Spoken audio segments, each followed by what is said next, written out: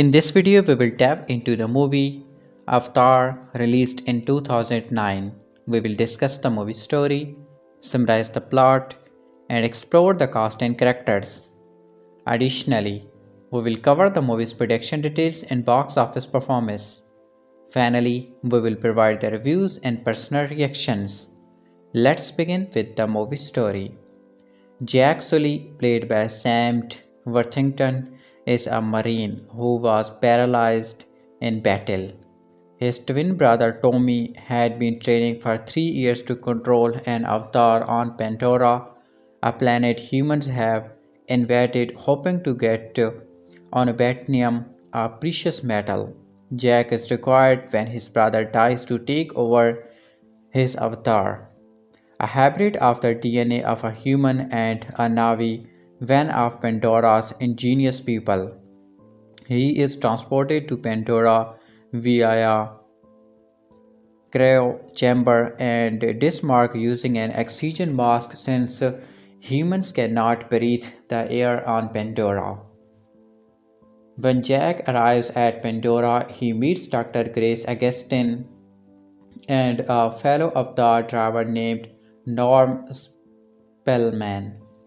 Grace is pissed that Jake is there, saying that she needs Tommy, who had trained for this. However, she puts Jack in this link, which puts his brain in control of the Avatar.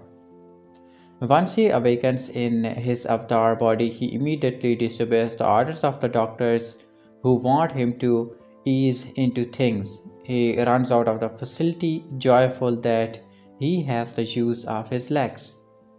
Grace meets with Parker Selfridge, who seems to be the mastermind behind the invasion. The military leader is Colonel Gorge. Grace is upset that Parker keeps trying to nose his way into the Avatar program, which is her department. Jack, Norm, and Grace take their avatars over the wall of the facility in a helicopter flown by Tori Chacon. She drops them off their cavesting mission, and Jack wanders away from the group. Here he runs into a dinosaur-like creature who nearly attacks him. Grace tells him not to shoot it as the creature's skin is too thick for bullets. However, a different creature arrives and starts to attack Jack. Grace screams at Jack to run, which he does. He only escapes by jumping off a cliff into a huge waterfall. However, now he is separated from the group. Grace, Norm, and Trudy fly over until nightfall trying to find him, but have to follow orders not to be out at night. Grace fears Jack will not survive the night alone on Pandora. Jack is wandering around the forest at night where a ton of different creatures are wandering around. We see Neytiri, a Navi, perched on a branch above him. She is about to shoot him with an arrow when a little sea anemone looking thing lands on her arrow. This seems to be a sign and she does not shoot. Later, Jack finds himself in the middle of the pack of the panther-like creatures that attacked him before. Eventually, he tries to fight them off and is about to lose when Neytiri runs over and starts killing the creatures with her bow and arrow. Jack thanks her profusely, but she is very upset about having to take the life of these innocent creatures. Jack follows her through the forest, asking her to teach him how to defend himself. She is going to refuse, but suddenly those animal creatures are all around them again. Thousands of them perch on Jack's body, and Neytiri looks stunned. She takes him to a clearing where a bunch of Navi rides up on Pandora's version of horses. They want to kill Jack since they know he is one of the sky people, a human in an avatar's body. However, Neytiri says he was chosen by Eva, their deity. They agree to bring him back to their home tree where the final decision will be made by the leaders. At Home Tree, Jack meets Nettie's parents, Mort and Etokan, who are the leaders of this clan of Navi. They are angry at Neytiri for bringing Jack, who repeats that there was a sign from Eva. Jack says all he wants to do is to learn, and they agree to let him stay on the condition that Neytiri teaches him everything. She complains about his responsibility, but her parents' word is final. They all go to sleep, and Jack wakes up in his human form, back at the base. Grace and Norm are relieved that his avatar is safe and grill him for details. They are impressed that he survived the attack of the creatures and has somehow gotten in with the Navi. They want him to use his position to try to find a diplomatic solution. However, Colonel Quartish also meets with Jack and tells him to use his position to find out their weaknesses, so the military can know how they can beat Besta Navi. He says that if Jack does this, he will see to it that Jack gets an expensive surgery to regain the use of his legs. There is a montage of Neytiri teaching Jack different things, including the language of the Navi and how to ride the horses. The braids that the Navi wear intertwine with the reins of the horses, so they are linked through their minds. Jack keeps falling off his horse and Neytiri makes him try again and again. Jack is getting more involved with the clan and convinces them to let Grace Avatar visit, which she does. Neytiri is also trying to teach him how to make a clean kill. Once he finally does, while saying a prayer over the corpse, she says he is ready.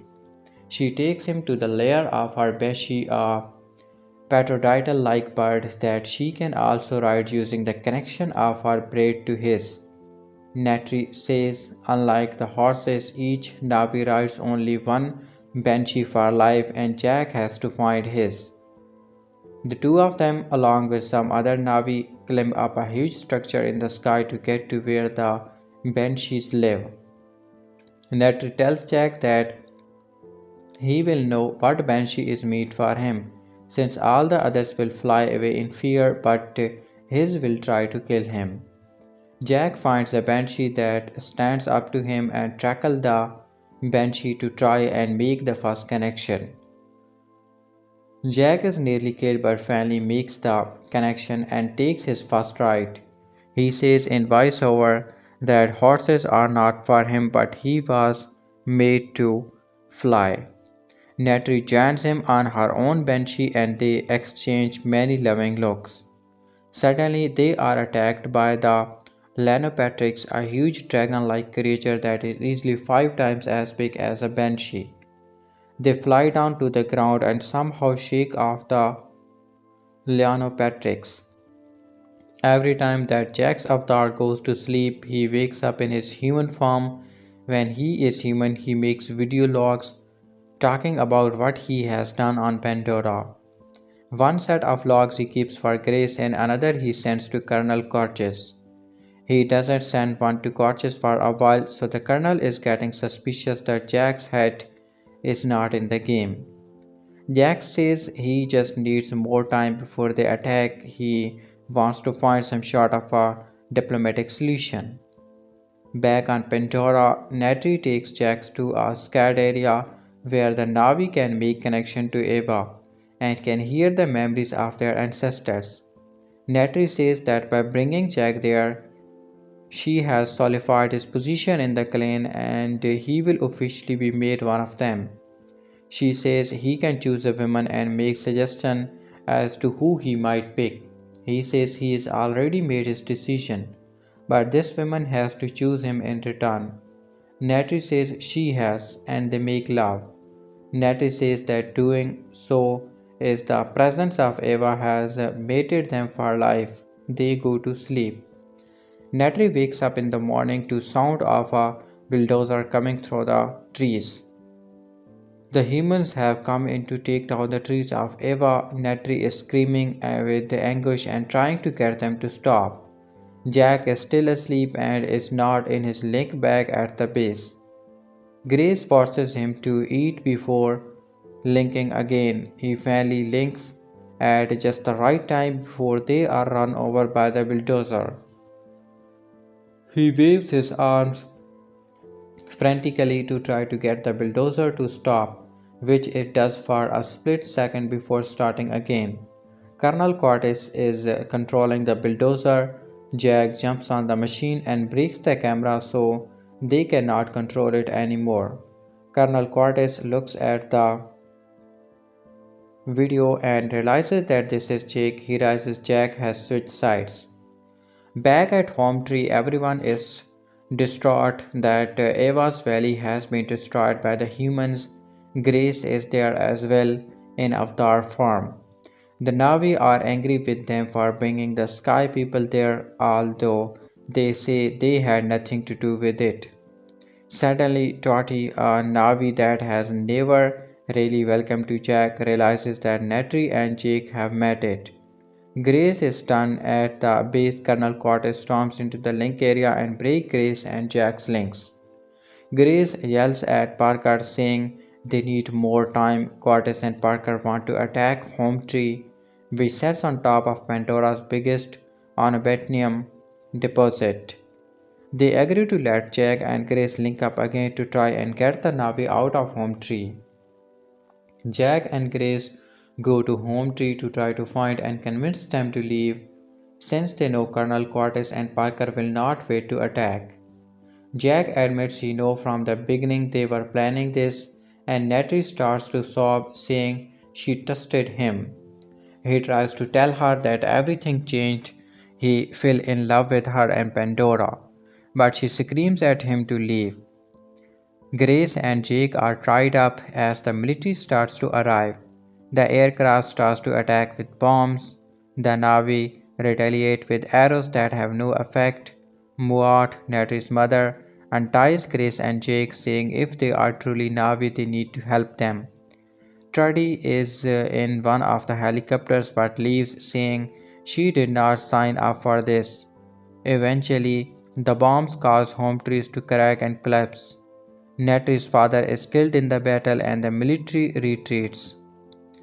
Once again, Cortez breaks Grace and Jack's links. They are screaming that he is a murderer, and they, along with Norm, are placed in a prison cell.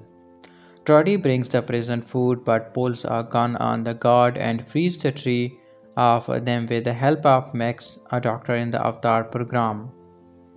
As they are leaving, Jack tells Max to stay behind as he needs someone he can trust on the inside. Trudy starts up her helicopter and is detected by Cortez, who bursts out into the hangar and starts shooting. The four of them barely get off the ground. They are going to the floating mountain where they have another link station, and they cannot be tracked as they are too high up in the atmosphere. As they fly, Jack realizes that Grace has not shot and is bleeding profusely. Once they arrive at the link station, Jack decided that he has to regain the trust of the Navi. He takes his Banshee and decided to try and make a connection with the Leonopatrix, who would not be expecting this. He succeeds in training the creature and fly it to the Tree of Soul, where the Navi have relocated. Once they realize he has trained the beast, they are in awe of him. Neytiri says she was afraid of her people but is not anymore. She says, I see you, which is the highest statement of love between the Navi. It means they see into one another's souls. Jack returns the sentiment but quickly says that he needs help as Grace is dying. Grace and her avatar are both brought to the Navi where Mort performs a ritual that would put Grace's consciousness permanently into her avatar so she would not need to be linked and she would survive this way. Despite all their pleas to Eva, her injuries were too great and she dies. Jack then gives a speech that he knows the Sky people are planning to attack again and they must stand up and fight. They have to enlist all the other Pandora clans, which they do. Back at the base, Quartet sees via a radar that their numbers are slowly growing to over 2000 Navi. Max sends a video message to Jack, Grace, and Trudy that they are planning to mobilize and attack the Tree of Souls. Jack is alone of the Trees of Soul where he makes a plea to Eva to help his people, the Navi. Neytiri comes up behind him and says despite his efforts, Eza does not take sides. She only protects the balance of life they embrace. The final battle begins with ground troops coming in. They notice that something is getting closer and closer on the radar. It is the Navi on their horses. In the air, the military's plans are planning to attack when they are attacked by Navis on Banshees. Jack and Neytiri are among these soldiers, while Norm is on the ground. The Navi on the ground are being decimated as they are going up against guns with bows and arrows. Those in the air are causing some damage but not enough. Trudy is attacking Quart's plane with her own helicopter but is hit and her helicopter explodes, killing her.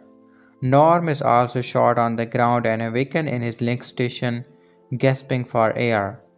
Neytiri is attacked by a plane and falls to the forest floor but survives. Jack is trying to coordinate with his friend but gets no reply. Neytiri is on the ground, hiding but surrounded by humans. Jack screams at her not to attack as she will certainly be killed. She does not listen and prepare her bow to fight to the death, but suddenly the humans stop. They have detected something else approaching on the radar. Suddenly, all the creatures from the beginning, the dinosaurs and panther looking creatures, charge the humans who start being killed in droves. Ned screams with joy that Eva listens to Jack. Jack attacks Quart's plane, but Quart somehow escapes by getting into a huge robot-like shell that humans can control in battle. He falls to the forest floors and starts fighting with Jack man on man. They are right next to the link station where Jack is still linked to his avatar. Cortez hits the link station which causes a small hole to form in Jack's bed. Since humans cannot breathe Pandora's air, his human body still links to his avatar starts shocking. Jack in his avatar form is still fighting but is pinned by Cortez, who is about to kill him when Neytiri appears and shoots two arrows right through Cortez's chest. Once he is dead, she runs over to Jack, who has fallen unconscious due to the trauma his human form is going through. Back in his human form, he stumbles out of his link station but cannot reach the emergency oxygen mask due to his paralysis. He falls to the floor and stops breathing. Neytiri tries to awaken his avatar form but cannot. She then runs into the link station and puts the oxygen mask on Jack's human form. He wakes up and is able to breathe again. She cradles him in her arms and they both say, I see you. Jack, in his human form, gives his last video log. He says the humans were sent back to Earth and only a few, Norm and Max, were allowed to remain behind. He says that he cannot be late to his own party and sign off.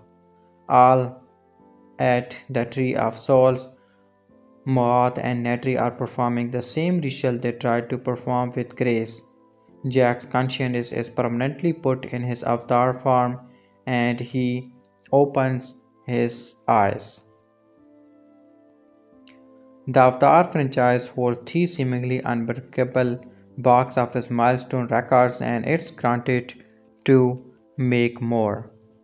James Cameron's Avatar franchise has managed to hold three seemingly unbreakable box office milestone records, and the series is almost granted to make more. The Avatar movies have been a box office phenomenon with Avatar, The Way of Water both being massive commercial hits that have smashed all kind of records. James Cameron still has plans for several more Avatar sequels, meaning that the series is far more over. Because of this, the records that Avatar currently hold are far from the only one that the franchise could have by the end of the life. 2009 Avatar is famously the highest grossing movie of all time, with James Cameron's sci-fi epic famously being a massive hit with audience and critics alike. Since it took 13 years for a sequel to come out, many fans of the franchise were surprised to see the Avatar: The Way of Water was almost as big of a success as its predecessors, with it currently being the third highest grossing movie of all time. Both movies have made over $2 billion, and with more Avatar films on the way, the franchise box office legacy is far from over. Avatar is the fastest franchise to make $3 billion, $4 billion, and $5 billion at the box office. Avatar: The Way of Water helped Avatar to secure three major box office records, with it being the fastest film franchise to reach the 3 billion, 4 billion, and 5 billion markers at the box office. Avatar managed to reach each of these milestones with only two films, something that no other franchise has managed to do so far. 2009's Avatar made 2.92 billion at the box office, and 2022's Avatar: The Way of Water made 2.32 billion at the box office, with the combined total gross of both movies putting it over the $5 billion mark. 15 different movie series have managed to make over $5 billion, but Avatar is the only one to have reached his goal with only two movies. After all, this milestone would only be possible if at least one of the two movies is another series made over $2.5 billion. And the only non-Avatar film to do this was Avengers Endgame, which has the second movie in the Marvel Cinematic Universe. No other series has come close to batting these box office records, and it is likely the Avatar will soon perform more impossible to beat feats. Avatar 3, 4, and 5 will help the franchise keep setting box office records. Avatar: The Way of Water managed to be a box office success comparable to the first movie over a decade after the release of the first Avatar, showing that the franchise has legs that could continue to help it at the box office in the future. Avatar 3, 4, and 5 have all been confirmed, and with much shorter wait times between sequels, it is likely that these films will continue the franchise box office success. Even if they don't make over 2 billion, these sequels could help further cement some incredible records. The next three Avatar movies could help the franchise become the quickest movie series to reach other markers such as 6 billion, 7 billion, 8 billion, or beyond. If each Avatar movie continues to make over 2 billion at the previous one state, the franchise will have reached at a minimum 10 billion by the end of the series. While this seems unlikely, it also seems unlikely that Avatar: Way of Water would do so well, with the upcoming Avatar Fire and Ash being a true statement to how the series will continue. Will any other franchise ever tie Avatar's 3 billion box office records? It will be incredibly difficult for another movie franchise to ever tie Avatar's box office record of getting 3 billion with only two movies. But there is a possibility it could happen. 2023 introduced two possible contenders, the first of which is the Super Mario Bros. Movie. The Super Mario Bros. Movie made 1.36 billion at the box office, meaning that a sequel would just have to make 1.64 million to tie Avatar. Barbie is another candidate. Barbie made 1.46 billion during its run, meaning that Barbie 2 would just have to make 1.54 in order to reach the coveted 3 billion mark. It is always possible that a future franchise could appear that managed to surpass Avatar's record, but based on how things look right now, Avatar's record seems to be pretty solid. Avatar, released in 2009, might become the first movie to set a crazy box office records. Almost 13 years after its initial release, Avatar might hit set a new crazy box office record with its upcoming re-release on 23rd September 2022. In 2009, James Cameron pushed the boundaries of modern filmmaking with Avatar bringing life to the world of Pandora in a stunning CGI-laden production that was unparalleled at the time. Popular in both US and Chinese markets, Avatar quickly became a box office success, overtaking James Cameron's own 1997 hit Titanic as the highest grossing film of all time and encouraging Cameron to produce four Avatar sequels, including Avatar The Way of Water, which is set to release December 2022. Much like Avatar 2009, Avatar The Way of Water looks to involve cinema pushing contemporary filmmaking technology to its limits. Avatar The Way of Water has been largely filmed using underwater motion capture inside a 90,000-gallon tank, something completely revolutionary to the industry. While the box office future of Avatar 2 is uncertain, with the time gap between the original and the sequel being problematic, it is relatively certain that much like its predecessors, the film will be a visual marvel. Ahead of Avatar 2's release, Avatar is returning to the big screen, which may well push it into wild new box office territory.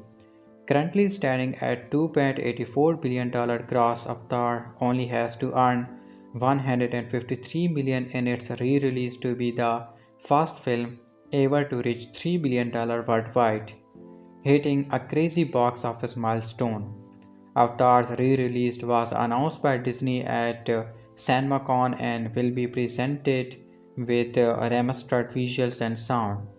This re-release therefore encourages a rewatch of the movie with its remastered visuals, while there's also a good chance that Disney will add a sneak peek to Avatar The Way of Water into the re-release plans to draw a bigger crowd. This is not the first time Avatar has been re-released, with Cameron's movie also being re-released in 2010 with 8 minutes of new footage. Avatar was initially re-released again in 2021 in China, earning over 35 million and reclaimed the crown as the highest grossing film of all time after losing it to Avengers Endgame in 2019.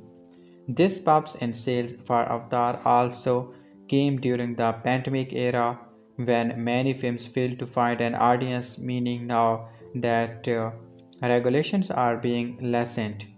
Avatar can return even stronger than before. Avatar is also being re-released on September 2022's slate, which does not currently have any big title attached to it, allowing Avatar to an otherwise blockbuster free market.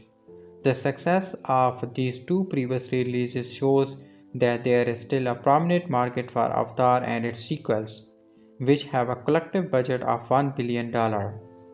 While Avatar reaching over 150 million with its re-release may seem a scratch, there's a current uptick in cinema sales for blockbusters that point towards its success. Films are once again achieving box office numbers in the current cinematic landscape, with Spider-Man No Way Home scoring over $1.8 billion and Doctor Strange Multiverse of Madness demonstrating strong pre-release in a post-pandemic market, meaning it seems possible that Avatar could also fare well. Avatar may have been first released over 12 years ago, but it has never become redundant. And as the best selling film of all time, it seems right that it should be the first film hit the $3 billion at the worldwide box office as well.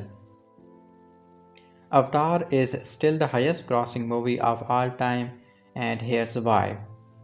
Who would have thought a movie without an already pre-established cinematic universe, not based on decades of books or comics, with revolutionary politics at its core, a film in which US soldiers are triumphantly killed? Who would have thought it would be so successful? Directed by James Cameron, Avatar holds many box office records, including the title of the overall highest grossing film In 2009, it was the first film to earn more than $2 billion and concluded its original box office run with gross revenue of $2.74 billion. The film also broke the record for the largest domestic opening weekend for a film not based on the franchise and the largest opening weekend of an environmentalist film. Domestically, it led the box office for 7 consecutive weeks. This was the longest consecutive lead since the 15-week run by Cameron himself with his 1997 film Titanic. Worldwide, the film held the number one box office spot for 11 consecutive weeks, surpassing the previous record of 9 weeks, which was held by Pirates of the Caribbean's Dead Man's Chest. In 2019, the massive box office triumph lost its title of the highest grossing film to Avengers Endgame, which had a gross of $2.79 billion. However, a 2021 re-release of Avatar in China led to the film reclaiming its title and positioning itself with a cumulative gross of $2.84 billion.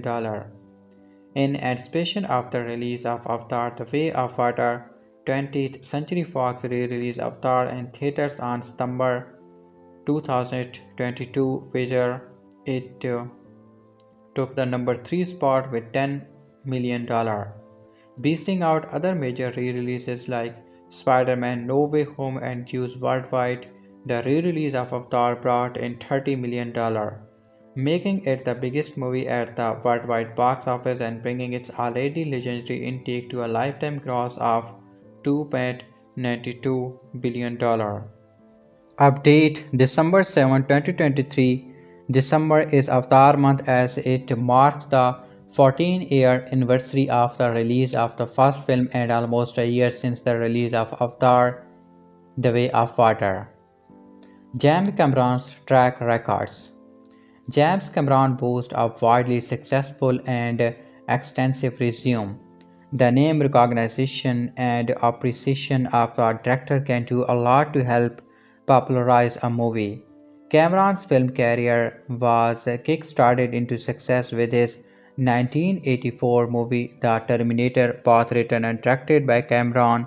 The unique sacrifice story captivated and entertained an audience whose world was and still is becoming increasingly integrated with technology.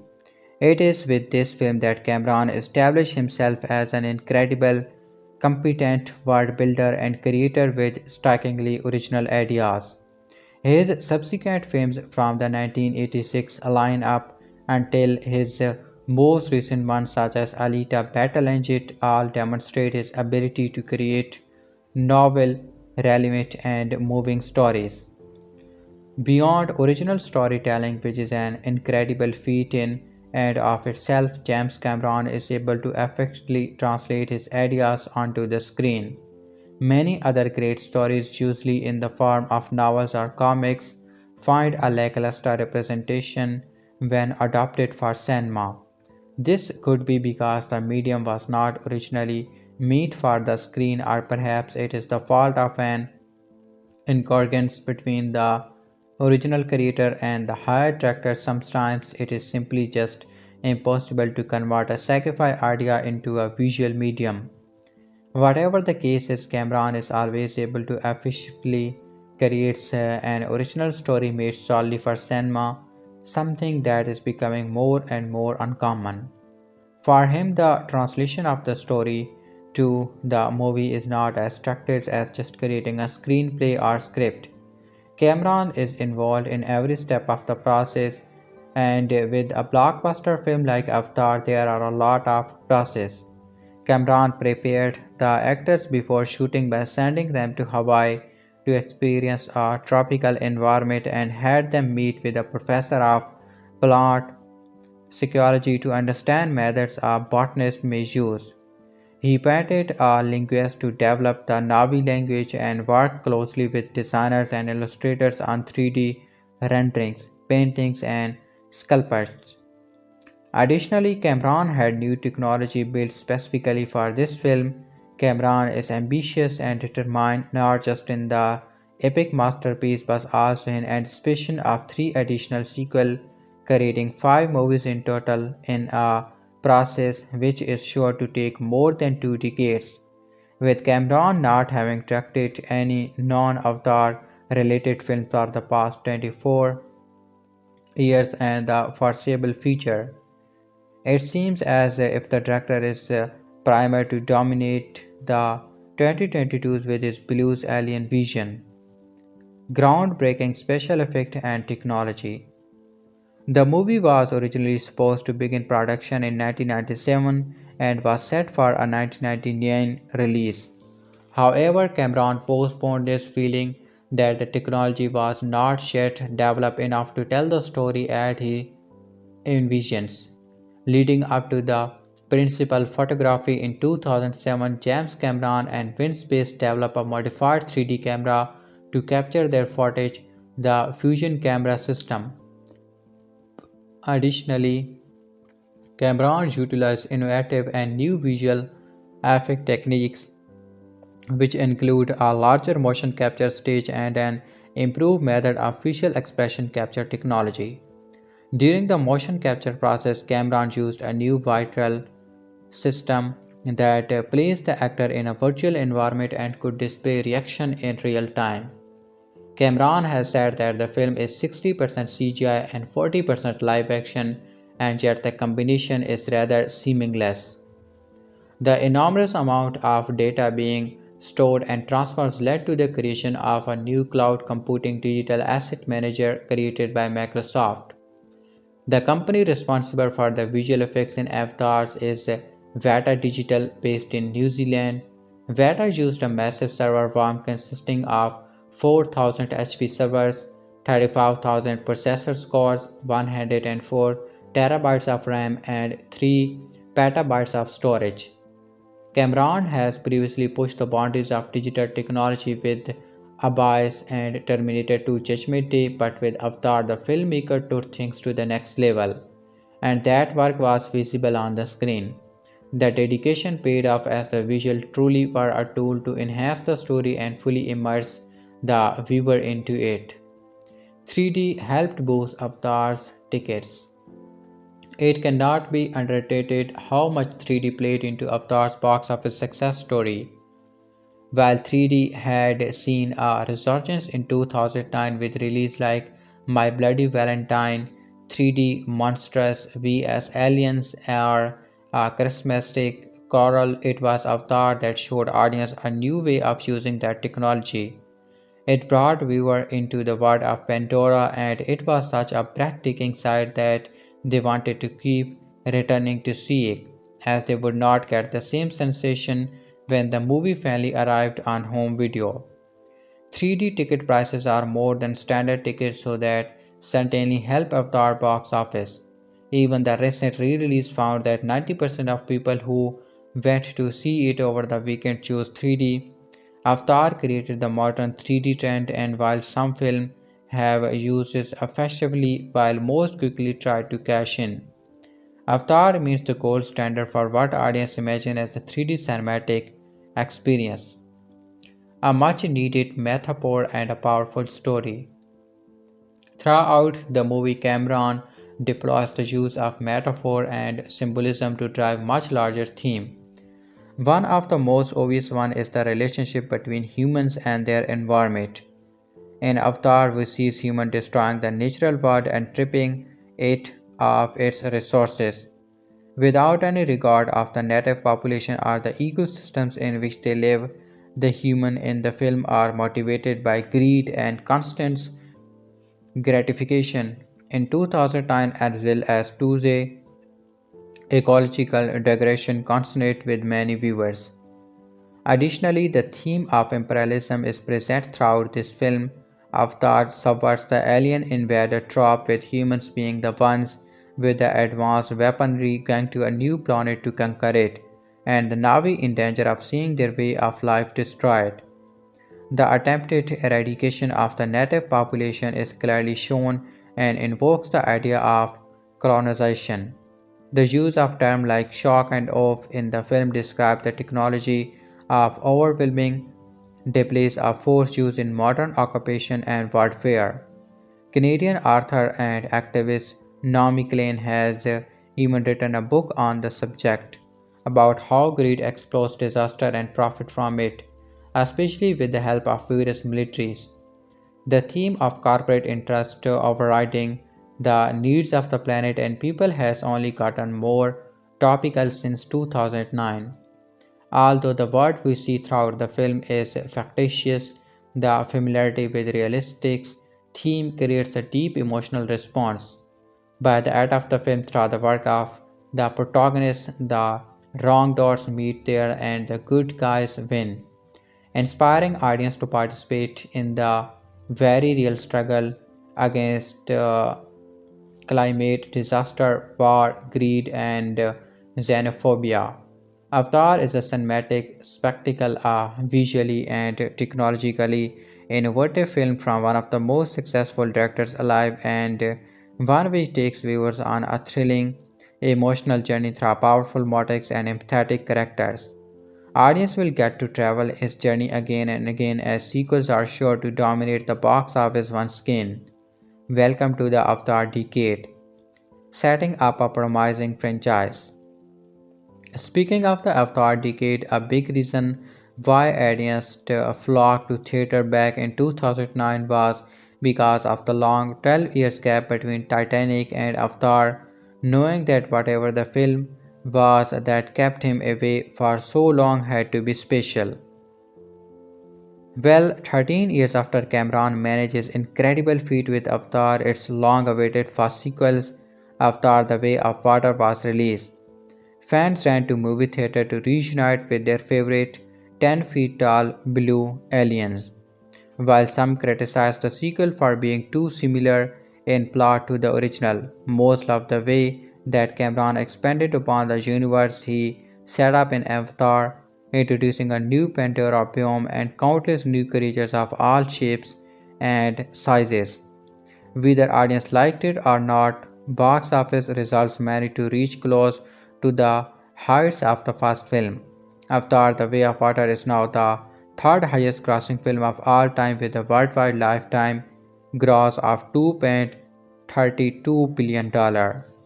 And Cameron is not losing any time shooting the next sequels. Apparently, Avatar 3 and 4 are already in the works due to the amount of post production they will require, but also to avoid what is dubbed the Stranger Things effect, whereby young actors age quicker than their characters.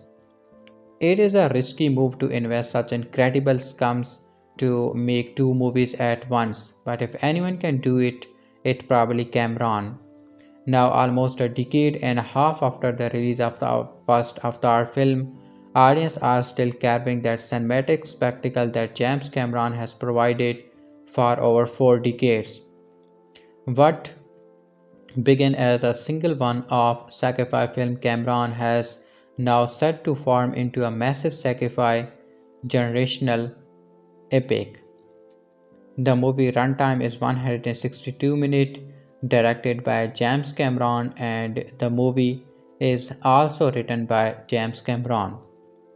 Avatar becomes the first film ever to pass $2.9 billion at all-time global box office. Director James Cameron Avatar has become the first film in history to pass 2.9 billion at the box office, thanks to a 2-week re-release in over 40 markets ahead of December long-awaited sequel Avatar The Way of Water with $18 million domestically and another $39 million from overseas territories. The latest re-release has pushed the film's global haul to 2.90 billion dollar. The film's running domestic total now stands at nearly $780 million, the fourth largest of all time behind Spider-Man No Way Home $814 million, Avengers Endgame $858 million, and Star Wars The Force Awakens $936 million in 2015. At just as fast inflation, Avatar's domestic total stands at $916 million according to box office tracking website The Numbers. This is the fourth time that the film has been re-released in theaters following its record-breaking original run that began in 2009. Avatar was not the biggest film out of the gate, debuting to 77 million in its opening weekend, which was the second biggest of the month of December at the time, behind I Am Legend. But the science fiction epic deployed incredible legs over the next few months, eventually overtaking Cameron's own Titanic to become the biggest film of all time, both domestically and internationally. They say that the franchise has had no cultural impact, but the sustained interest over the last decade proves otherwise. A special indexed edition was released in theater in 2011 and grossed nearly $45 million worldwide. A similar re-release target at Apex Priorities took place in 2020, followed by a China-specific re-release in 2021. The film was a major hit in the Middle Kingdom back in 2009, but the pendulum has swung all the way back in the decade since its release. In that decade, China became the world's largest movie market, attracting major Hollywood films to cater directly to the local audience. But stricter censorship in the post-pandemic era have limited the number of imports that are allowed to be exhibited here. Thanks to the latest release, Avatar's also extended its lead as the biggest film of all time at the global box office. It briefly sat at the top spot to Endgame before reclaiming it with the China re-release in 2021. Endgame's global total stands at 2.79 billion. The top 5 all-time list also include Titanic 2.2 billion, The Force Awakens 2.6 billion, and Avengers Infinity War $2.4 billion. Starring Sam Worthington, Zoe Saldana, Stephen Lang, Michelle Rodriguez, and Sigourney Weaver, Avatar is set in the 22nd century and tells an epic story about colonization and revolution. The films utilize state-of-the-art visual effects and introduce industry-altering possibilities for 3D exhibition. The sequel will welcome new cast members such as Cliff Curtis, Eddie Falco, Jamie Kennedy, Kate Winslet, Michelle Yeoh, Brandon Cowell, and Vin Diesel, slated for a December 16 release. The Way of Water was shot simultaneously with Avatar 3. Two more sequels have been announced, which means that over the course of the next decade, the original film will get several opportunities to pass 3 billion at the box office. Avatar, the movie released in 2009, movie reviews. Cameron retains his crown. Watching Avatar, I felt short of the same as when I saw Star Wars in 1977. That was another movie I walked into with uncertain expectations. James Cameron film has been the subject of retentive advance push just as his Titanic was. Once again, he has silenced the debaters by simply delivering an extraordinary film. There is still at least one man in Hollywood who knows how to spend 250 million or was it $300 million wisely. Avatar is not simply a sensational entertainment, although it is that. It's a technical breakthrough. It has a flat out green and anti war message. It is predestined to launch a cult. It contains such visual detailing that it would reward repeating viewing. It invents a new language, Navi, as Lord of the Rings did, although mercifully I doubt this one can be spoken by humans, even teenage humans. It creates new movie stars. It is an event, one of those films you feel you must see to keep up with the conversation. The story set in the year 2154 involves a mission by US Armed Forces to an Earth-sized moon in orbit around a massive star. This new world Pandora is a rich source of a mineral Earth desperately needs. Pandora represents not even a remote threat to Earth, but we nevertheless sent in ex-military mercenaries to attack and conquer them. Gung Hu warriors employs machine guns and pallet armor over ships on bombing runs. You are free to find this an allegory about contemporary politics. Cameron obviously does. Pandora harbors a planetary forest inhabited forcefully by the Navi, a blue-skinned, golden-eyed race of slender giants, each one perhaps 12 feet tall. The atmosphere is not breathable by humans and the landscapes makes us pessimize. To venture out of our landing craft, we use Avatar's Navi, look like grown originally and mind controlled by humans who remains wide up in a trance-like state on the ship.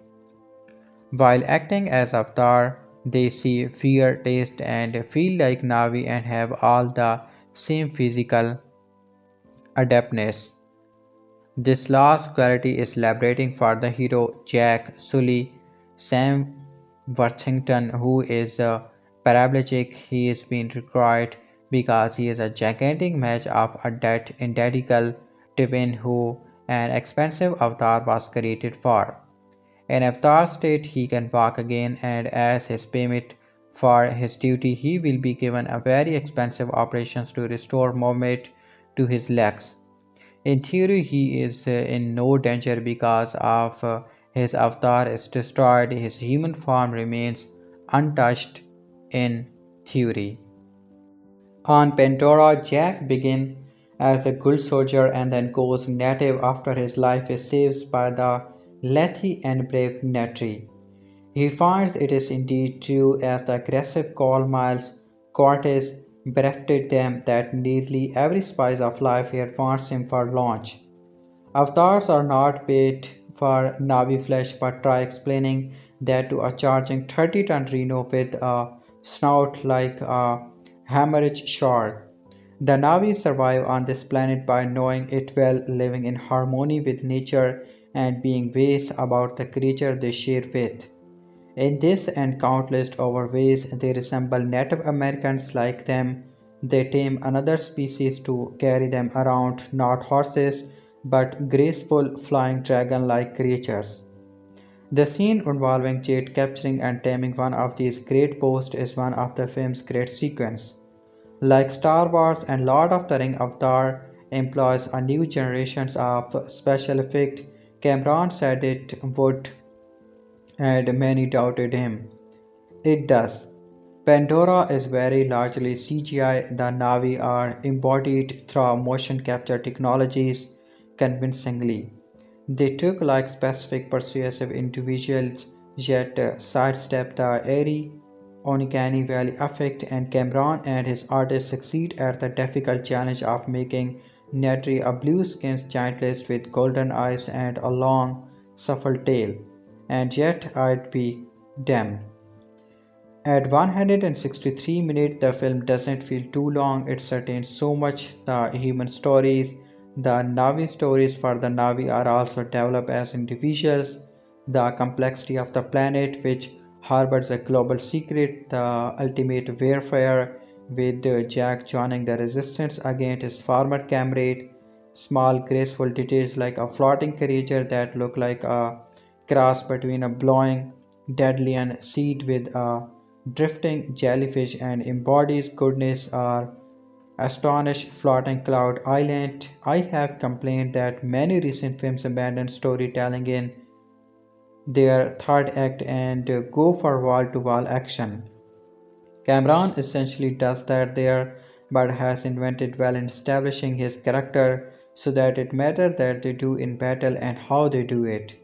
There are issues at stake greater than simply which side wins. Cameron promised he'd unveil the next generation of 3D in Avatar. I am a notorious skeptic about this process and needless distraction from the perfect realism of movies in 2D. Cameron's attraction is the best I have seen and more importantly one of the most carefully employed. The film never uses 3D simply because it has it and doesn't promiscuously violate the fourth wall. He also seems quite aware of 3D weakenings for timing the picture, and even with the film set largely in interior and a rainforest. There's a sufficient light. I saw the film in 3D on a good screen at the AMC River East and was impressed. I might be awesome in true IMAX. Good luck in getting a ticket before February. It takes a hell of a lot of nerve for a man to stand up at the Oscar cast and proclaiming himself king of the world. James Cameron just got re-elected. Avatar 2009 is pretty great even though its story feels very common. Whether it's due to disbelief, overhype, or that product having been oversold, I think we have all been guilty of calling something widely praised or beloved overrated. When Avatar first came out, people were perhaps slightly hyperbolic when it came to praising the somewhat allegorical James Cameron sci-fi epic. I was a teenager when it was re-released, and I remember once standing in line at a blockbuster as people were over the moon excited to own the film on physical media. I had not seen it in theaters, and after having seen it, I struggled to really be thoroughly overwhelmed by it as other people seems to have been. I really enjoyed the Leona Lewis songs and I thought it looked very good. I recognized that it was a solid picture, but when I finally saw it, I do remember thinking something along the lines of is that what all the fuse was about?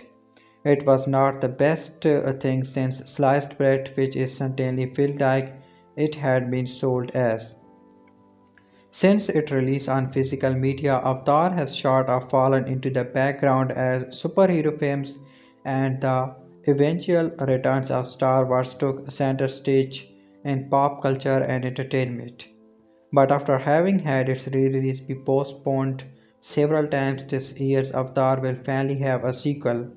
With the imminent release of Avatar The Way of Water, I thought it was finally time to revisit the original film, which has gotten be relegated to being used as an entertainment joke or punchline. Even though that's hardly fair. I admittedly love the SNL skit about Ryan Gosling's characters being obsessed with how the title font is supposedly Leslie Dawn, but some part of the central joke is that it's funny that anyone would be obsessed with a film like Avatar, which came and made a lot of money but went away without much of a cultural imprint being left behind.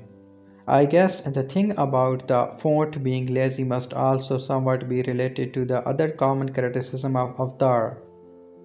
How familiar the basic story is, which I will get to later. If you have somehow landed on this review without any knowledge or memory of Avatar, then allow me to briefly sum up the premise. Feel free to jump to the next if you don't need a recap. The film takes place in the 22nd century on a moon called Pandora, far away from Earth. People of Earth has colonized the distant moon, which is inhabited by these tall and blue humanoid alien known as the Navi, for the purpose of mining the mineral unobtanium. After his twin brother dies, Jake Sully, a pragmatic marine, is sent to Pandora to replace him. Humans have created these Navi human hybrid known as Avatar that are genetically linked to certain individual whose consciousness can be temporarily transferred to the hybrid avatar that can be controlled remotely. Colonel Myrcottes wants Dick to infiltrate the native tribes and get him the information he needs to complete the mission. But as Jake meets the Navi and experiences the moon and the culture, his worldview changes and he starts to build an affectionate relationship with one of the blue aliens named Neytiri. So, how do I look at the film now more than a decade since its original release? Well, Avatar is frankly gorgeous. It succeeds in visually constructing the opposing group in the film. The vivid colors of nature are smoothing and energizing, especially when compared to the lifeless blues and grays of the human base.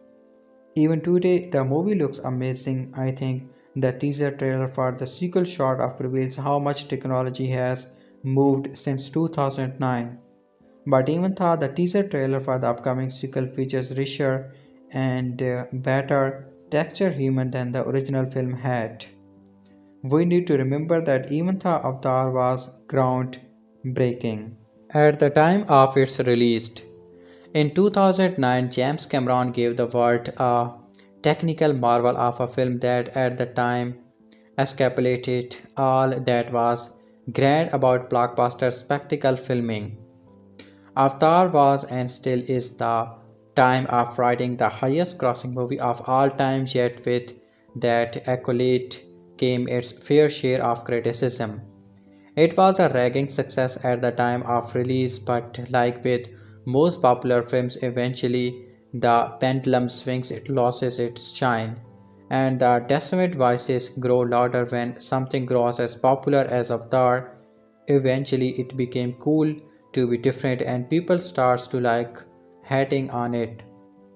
Since it's a film best seen on the biggest screen possible, a lot of people didn't opt for a rewatch once it hit the home market, causing the good feelings and memory to fade, the criticisms to grow over louder, eventually causing some viewer to develop an almost impressed reaction to ever liking the movie in the first place.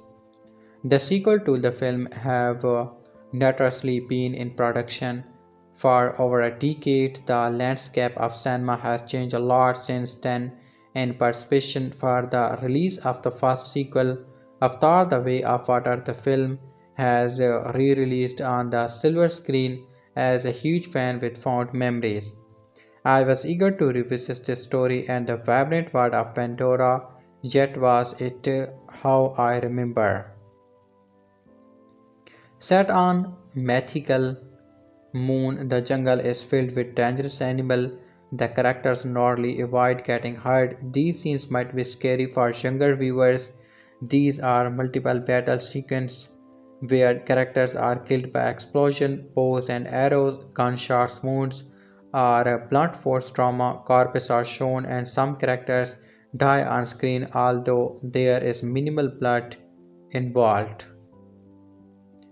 Avatar 2009. There is not a single frame in Avatar that doesn't look stunning and authentic.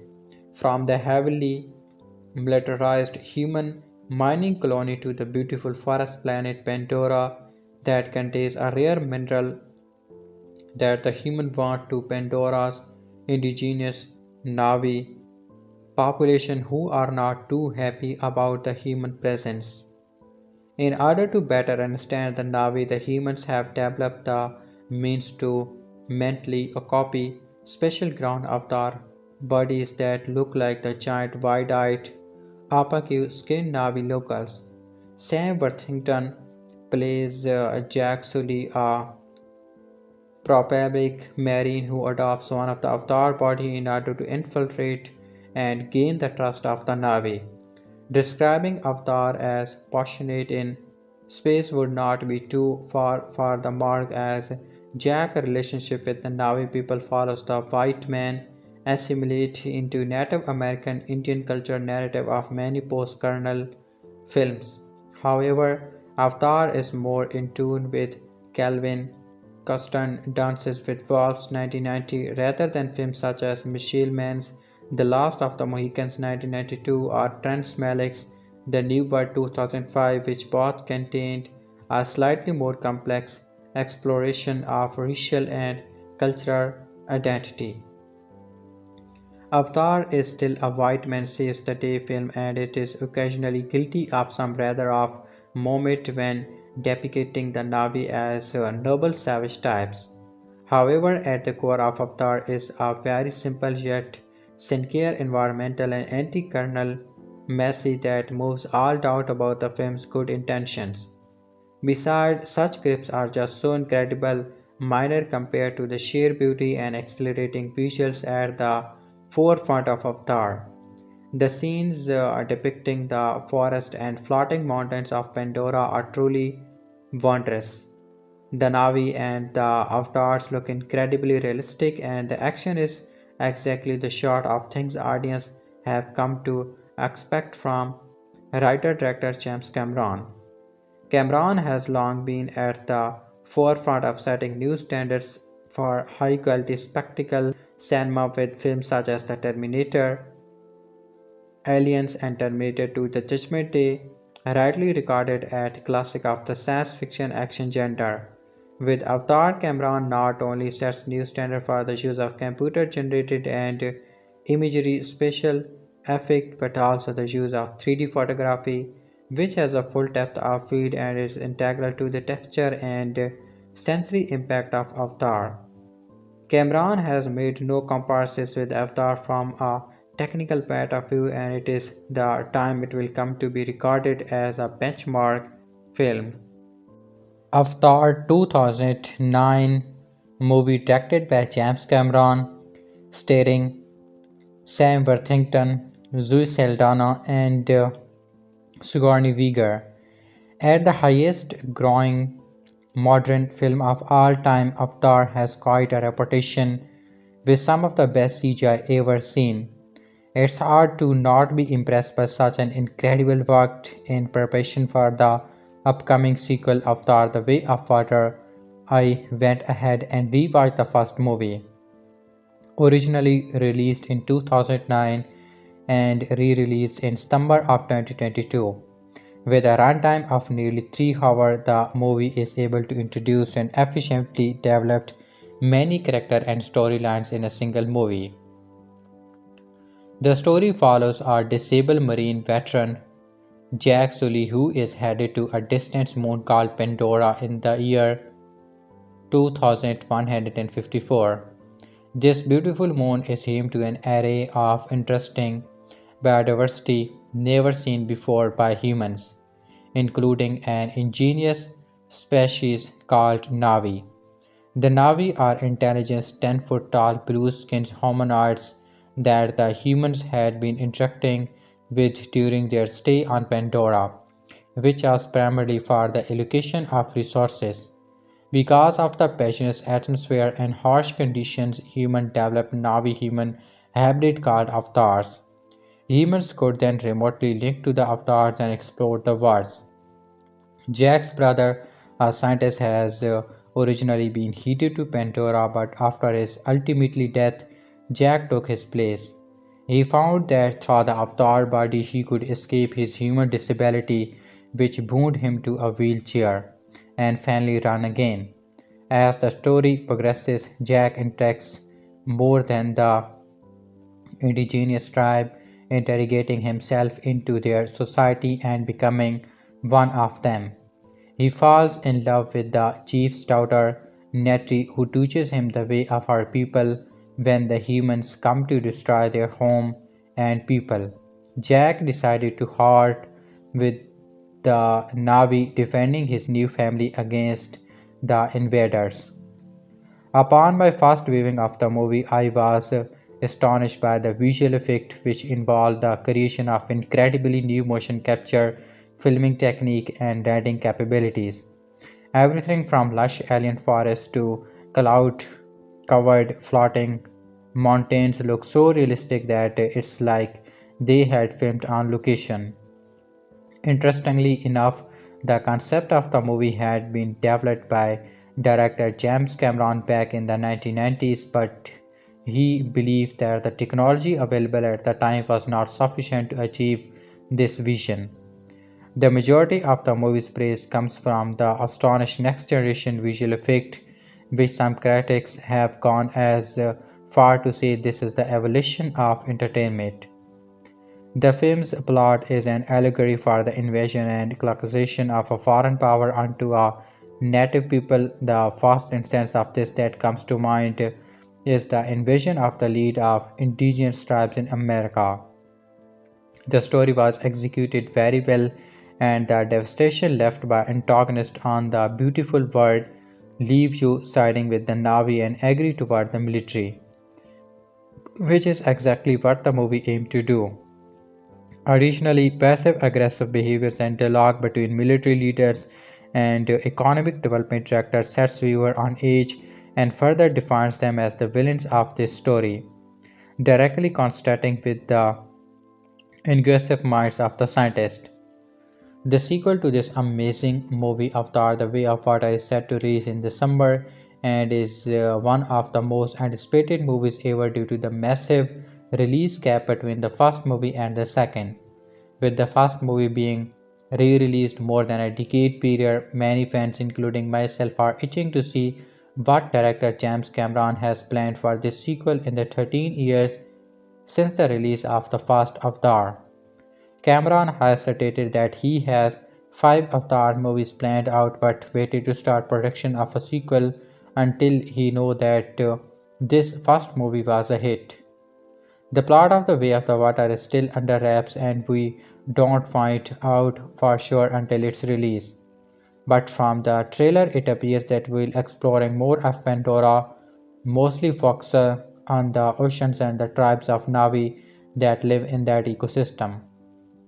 The aquatic environment has what held back production because Cameron wished to have the same stunning visual as his 2009 film but lacked the technology of underwater motion capture technology once again adopting to wait until this kind of filming was developed. Avatar is a revolutionary movie that was a year ahead of its time.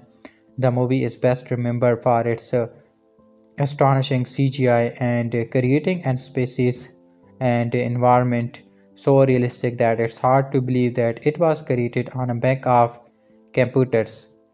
The plot is like a roller coaster with so many twists and turns that you have no choice but to brought along for the ride. The film expertly avoids the tropes of alien being the villain and instead focus on a bigger picture as set by a fan of the movie. Avatar has more than heroes and villain could offer. It's the story of a habitat, a generation, and a survival. That's why the film is special. After a dozen years later, James Cameron has proven his point he is king of the world. As commander in chief of an army of visual effect technicians, creature designers, motion capture mavens, stunt performers, dancers, actors, and music and sound musicians, he brings science fiction movies into the 21st century with the jaw dropping wonder that is Avatar, and he did it almost from scratch. There is no underlying novel or myth to generate his history. He certainly draws deeply on westerns, going back to the vanishing American and his particular dance with wolves, and the American tragedy in Vietnam informs much of his story. But then all great stories build on the past. So, after this story, many years ago, he discovered that the technology he needed to make it happen did not exist.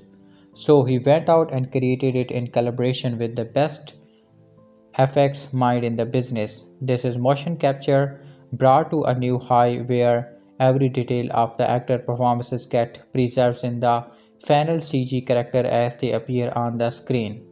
Yes, those eyes are no longer dead holes but big and expressive, almost dominating the wide and long alien faces. The movie is 161 minutes and flies by in a rush. Repeat business, Jubit, Titanic level business. That level may never be reached again. But Fox will see more than enough pauses worldwide to cover it bit on Cameron. But let's cut to the case. A fully believable flesh and blood romance in the beating heart of Avatar. Cameron has never made a movie just to show off visual pyrotechnics. Every bit of technology in Avatar serves the greater purpose of a deeply felt love story. The story takes place in 2154, three decades after a multinational corporation has established a mining colony on Pandora, a planet light years from Earth. A toxic environment and hostile natives, one corporate apathy called the local Blue Monkeys forces the Konglom to engage with Pandora by proxy.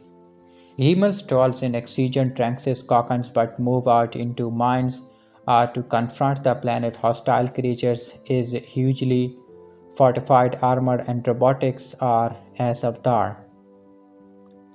The protagonist, Jack Sully, played by Sam Worthington, is a disabled former Marine who takes his late twin brother place in the Avatar program, a shot of bone thrown to the statistic community by the corporation in hopes that the study of Pandora and its population might create a more peaceful planet. Without any training, Jack suddenly must learn how to link his consciousness to an avatar, a remotely controlled biological body that mixes human DNA with that of the native population, the Navi. Since he is incautious and overly curious, he immediately rushes into the fresh air to a native to throw open Pandora's many boxes. What a glory Cameron has created for Jack to romp in, all in a rush 3D realism. It's a very fairy tale about flying dragons, magic plants, worldly hypnotics, creepy crawling, and feral dogs rolled up into a rainforest with a highly advanced spiritual design. It seems, although the scientists led by Sigourney Weaver's top dog have barely scratched the surface, a flow of energy rippled through the roots of trees and the spores of the planets, with the Navi know how to trap into. The center of life is a holy tree where terrible memories and the wisdom of their ancestor is theirs for the asking. This is what the humans want to strip mine. Jack managed to get taken in by one tribe where a powerful Amnosmian named Neytiri takes him under her wing to teach him how to live in the forest, speak the language, and honor the tradition of nature.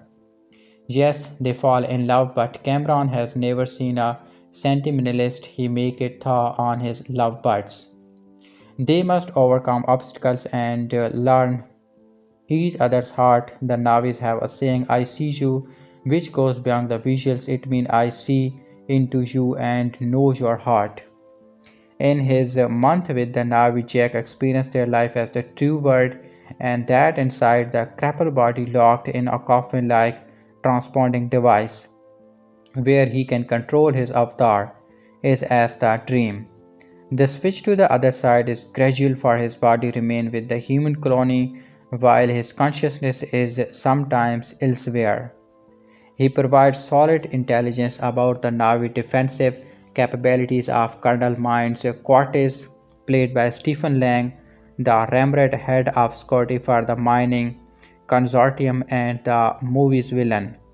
But as Jax comes to the see things through Neytiri's eyes, he hopes to establish enough trust between the humans and the natives to negotiate a peace. But the corporation wants the lead the Navi occupy for its valuable raw material, so the colonel sees no purpose in this. The battle for Pandora occupies much of the final third of the film. The planet's animal life, the creatures of the ground and air, give battle along with the Navi, but they come up against projectiles, bombs, and armor that seemingly will be their ruin.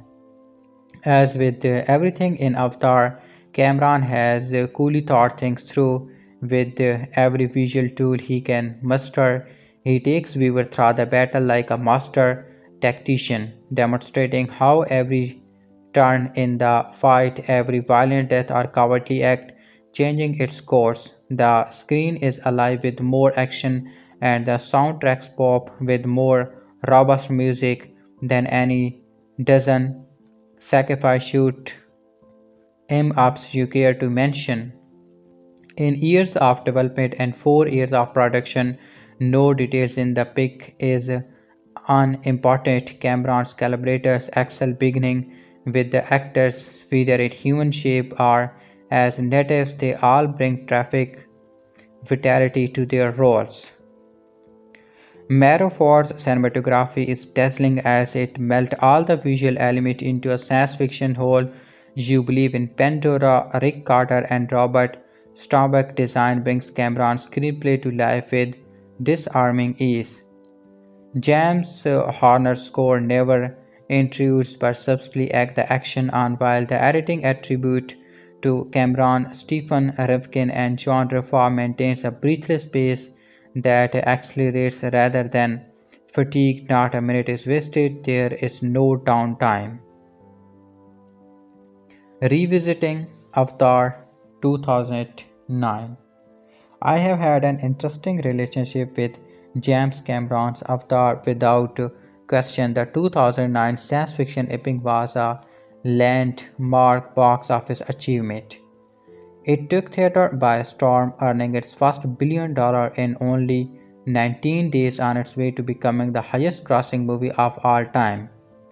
Avatar shattered numerous records, many of which it still holds today. It was a global phenomenon accompanied by a vast marketing campaign, several companion books, and even its own Disney World attraction. As for the movie itself, there is no denying it was cutting edge movie making. Cameron made the most of his massive budget in creating one of the most visually breathtaking world even put on screen. But it was the story that I had trouble getting past. I ended up having three main complaints: the copy and paste plot, the heavy handed messaging, the over the top characterization. They drew too much attention away from the extraordinary technical world that was Avatar. Over the years and several watches later, I have softened up on my criticisms of Avatar. The most recent call to revelation came after seeing the long awaited 2022 sequel, Avatar The Way of Water. It is a terrific follow up that shined a new light on the first film. I have actually rewatched Avatar three times since The Way of Water released and have seen my perspective and opinion evolve. Yes, I still think it borrowed liberally from other films. Dances with Wolves always come to mind. It's still a bit clumsy in its messaging. And there are absolutely some exaggerated characterizations. But after a lengthy reconstruction, I have come to some unexpected conclusion. For starters, I think using copy paste to describe Cameron's story is reductive and frankly unfair. He is clearly pulling inspiration from a number of places. The idea of a foreign invaders persecuting and indigenous people is nothing new. In this case, it's a humanity who have depleted Earth's natural resources. Now they arrived in Pandora to mine a valuable mineral to send back home. The operation is ran by the Resources Development Administration (RTA) and oppressive corporation who force their will on the Navi, the blue-skinned humanoid inhabitants of Pandora who live in harmony with nature. Again, the general outline for the story is familiar, but there's so much originality in Cameron's vision, from the world the imagines to the Navi culture has created. Both are key in taking a well used framework and shaping it into something that pulsates with new creative life. You cannot help but be enamored with Pandora and its variety of wildlife, fascinating array of filmora, towering waterfall, and floating mountain. It's not only an incredible work of imagination but also visualization. There's never a moment where Cameron and his VFX wizards are not giving us something to take in that's both stunning and transporting. As for the messaging, it's still pretty on the nose with Cameron spelling out his numerous sentences with varying degrees of effectiveness. His views on the environment, big corporation, and even the military are most impactful when he allowed the natural flow of the story to do the talking of him. But there are still lines of dialogue so awkwardly blunt that you cannot help but roll your eyes and laugh. Interestingly, they are not noticeable to me as in earlier viewing, but they are still there. And then there are the characterization in my earliest viewing. Stephen Lang's Colonel Miles Cortez, the RD heads of Scotty, was the epitome of a ridiculously over the top character. He is a military meth head, made even more absurd by Lang's exaggerated performance. Yet over time, I have warmed up to the character and the performance. Yes, he is silly to the point of caricature. But Lang has a blast as the chief protagonist and delivers some really good love. I cannot say the same for Gomis Parker Selfridge, the corporate head of the RDA mining operation. He too is conventionally over the top, but without a hint of humanity or humor, he is impossible to take seriously. Still, Camerons gave us a number of great characters, including the film's lead. Sam Worthington plays Corporal Jack Sully, a former Marine and a paraplegic sent to Pandora to take part in the Avatar program.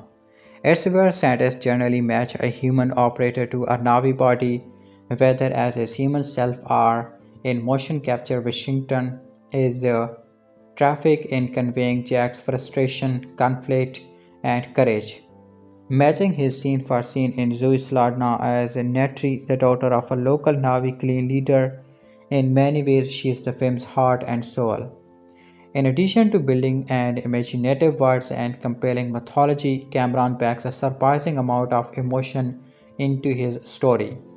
And of course, there is the inevitable final showdown, an age of sheer seat thrilling and visually stunning spectacle built around some well developed takes.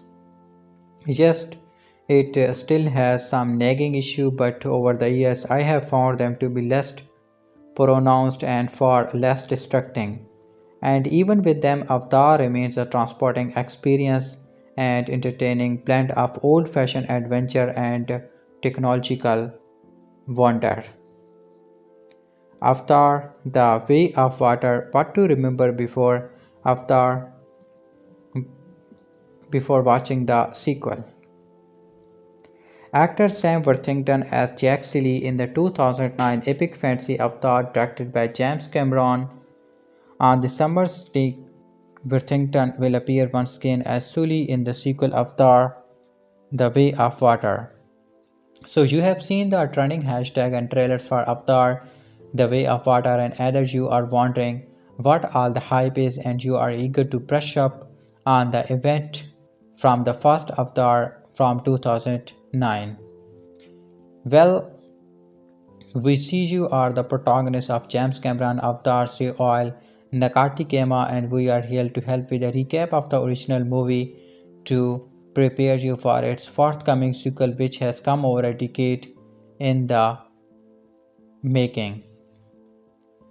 The ending of Avatar finally explained. When James Cameron Avatar premiered in 2009, it quickly became a box office juggernaut. Science fiction fans and filmmaking technology geeks had been anticipating the movie for months, learning all they could about the motion capture technologies used to turn human actors into alien creatures. By the time the movie finally arrived, everyone had heard about how cool it was supposed to be with its high definition, three-dimensional projection, and hyper realistic CGI effect. Avatar soared its way to over $2 billion worldwide at the box office, spawning numerous planned sequels, and the results were cool.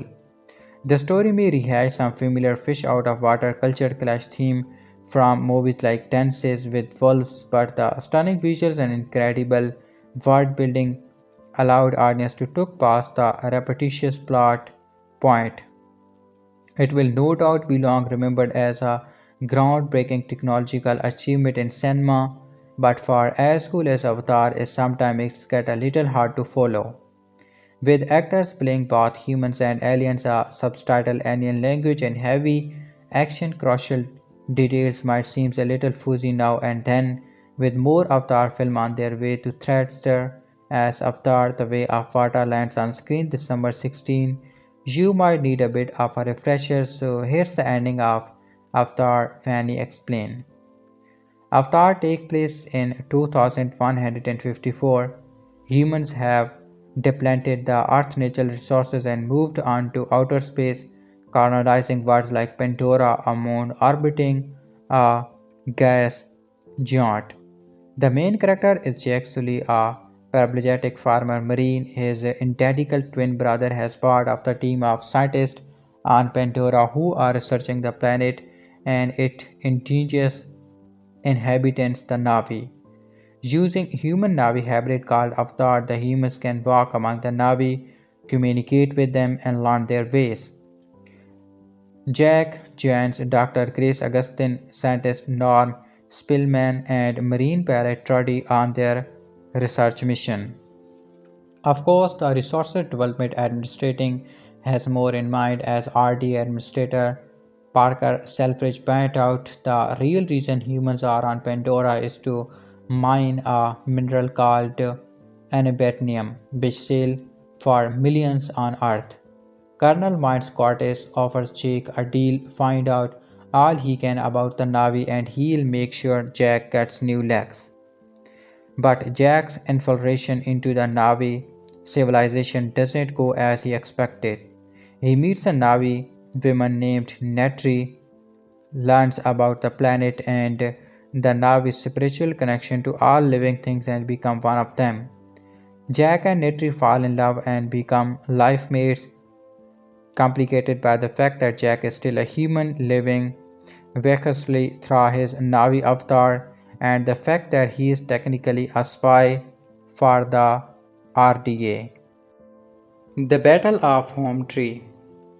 Toward the end of Avatar, the RDA ordered the destruction of Home Tree Native tribe home base because of the rich deposit of unobtainium that lies beneath. By this point, Jack is fully on Team Navi, even though Netri and other members of her tribe have turned against him after finding out about his spying. Jack has completely changed his identity, considering himself a part of the Navi, embracing their belief, and so he fights for their cause against the RTA. But Cortez's huge military plans, massive guns, and numerous soldiers quickly overpower the tribe, and Home Tree is destroyed. During the battle, many lives are lost, including Netri's father, Eoton, Jack, Grace, and Norm's human bodies are rescued by Trudy, who airlift them and their avatar capsules to a safe location, while their Navi avatars are left in the forest. But during the memes, Cortez shoots them with a bullet, hitting Grace. In order to regain the trust of Netri, the Amtekaya tribe, and their new chief, Tote, Jack mounts and bond with Truck, a huge dragon-like beast related to the smaller banshees. By bonding with his fire-based home, the Navi both rivers and fear, Jack proves that he is a part of the Navi, that he respects their culture and he wants to live among them.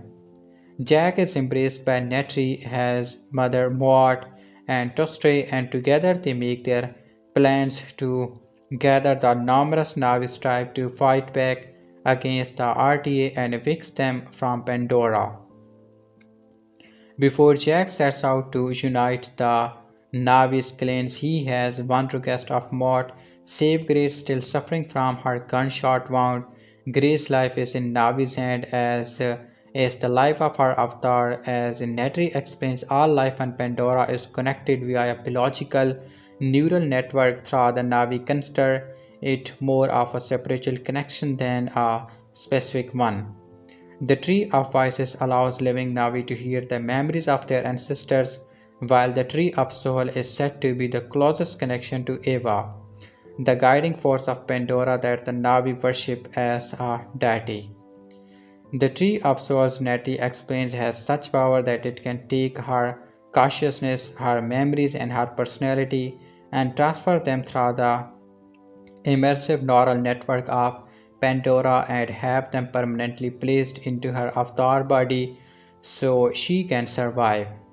This transformation doesn't just highlight the Navi's spiritual belief but also hint at the potential scientific advancement that could be achieved in the future. Grace's body is weak and she unfortunately doesn't survive the process, but before she dies, she assured Jake that she sees Eva, the connections are real, and the word of Pandora is truly a living thing. Eva hears their prayers. The final battle of Pandora includes the RDA soldiers, the many tribes of Pandora, and one final participant, Eva herself, or at least Eva has manifested through the animals and wildlife of Pandora, who come to the Navi defense at the last minute. The night before the battle, Jake connects neurologically to the Tree of Souls and asks the Eva help them on their quest to defeat the RDA. This, more than his bond with Truck, proves Jack has fully embraced his life as a Navi. He used Truck to regain Neytiri and the other Navi trust, but his prayer to Eva is a private act, showing us that he now believes in the power of Pandora and its spiritual network. During the battle, at a moment when it looks like the Navi might be defeated once again, suddenly a great rumble is heard from beyond the forest. Numerous animals from Thar the planet join the fight, understanding that the RD is destroying their world and their survival depends on their involvement. Not only is the neural connection on Pandora more significant than previously thought, but the creatures of the planet are capable of more complex decisions. Eva has heard you Neytiri screams as the animal chants the fight, eventually leading to the RD's defeat and the return of Pandora to its original inhabitants. Jack's transformation. After the battle, many of the humans left on Pandora are forced to head back to Earth. Jack, of course, wants to stay, but he cannot really do so while still in his human body. The love between Jack and Neytiri is strong, but with humans unable to breathe Pandora's air, maintaining their relationship would be rather difficult. Not to mention the fact that Jake doesn't even consider himself human anymore. He has spent so much time as one of the Navi learning and embracing that remaining human would just be a letdown. So Jake asked the Navy to connect his human body as well as his Navi avatar to the Tree of Souls via their natural network. The Navi pray together, chant and ask that Eva transforms Jake from his human form into his avatar. The closing shot of the film is Jack's avatar opening his eyes urgently, suggesting that the process did indeed work and that Jake can now go on living as a true Navi.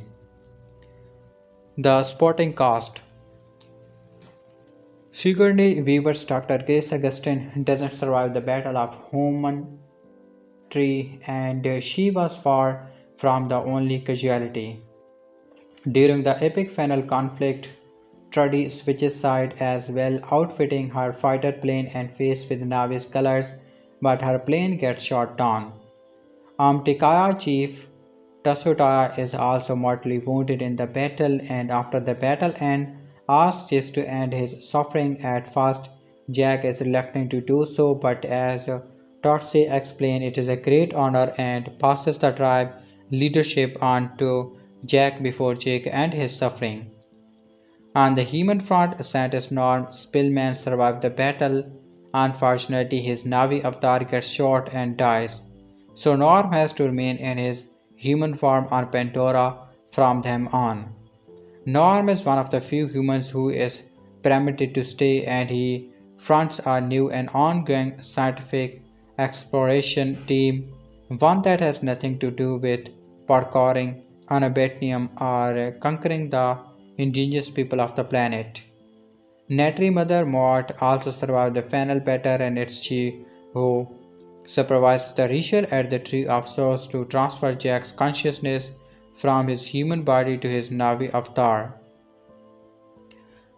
Greedy RDA Administrator Parker Selfridge was only out of one thing, the money and the power that come with dominating the Navi and destroying their land. As a character, Selfridge was the movie embodiment of colonialist and imperialist capitalist interest. He description of the Navi as a fly-bitten savage who live in a tree could mirror any of history's conquering forces as they dominated the indigenous people in various countries across the world.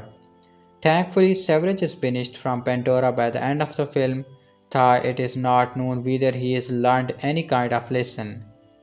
A much more gruesome fate befalls Colonel Miles Curtis, who, over the course of the movie, becomes a more sinister, violent, and frightening villain than Selfridge. During the final battle, Curtis heads to the Helioja mountain where Jack's human body is connected to his Navi avatar through the port. Cortez tries to disconnect and kill Jack, but his mission is interrupted by Neytiri riding her new Thanator. a farcy land mammal of Pandora that looks like a cross between a horse and a dinosaur. Just as Cortez is about to crush Jack with the use of his AMP suit, Neytiri launches two giant arrows into his chest. It's after Cortez's death that Neytiri meets Jack's human form for the first time, lovingly greeting each other with the traditional Navi saying, I see you.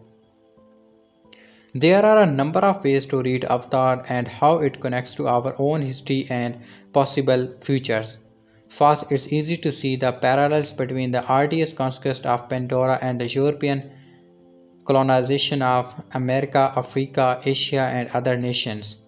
The RDA is financially driven, as were European countries during various imperial separates, gobbling up resources and forcing original inhabitants to move or killing them when they didn't was unfortunately a huge part of the formation of the modern world's aftermath comes in the form of continued racism.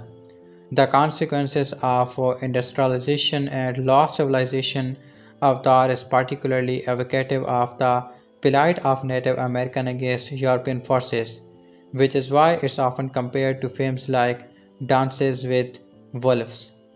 There's also the future that Avatar is suggesting. In 2154, humans have basically destroyed the Earth and turned to other planets in a repetitive cycle of environmental destruction. Avatar provides us with a view of what humans used to have a pristine world of untouched, lush landscape and atmosphere not destroyed by pollution, and a planet that is still thriving.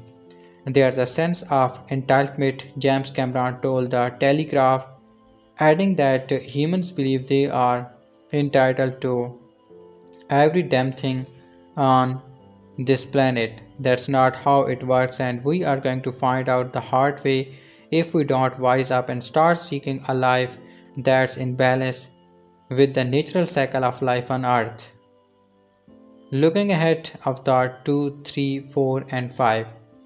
Avatar was so successful and James Cameron became so immersed in its world building that it's no surprise there are plans for a whooping four additional movies.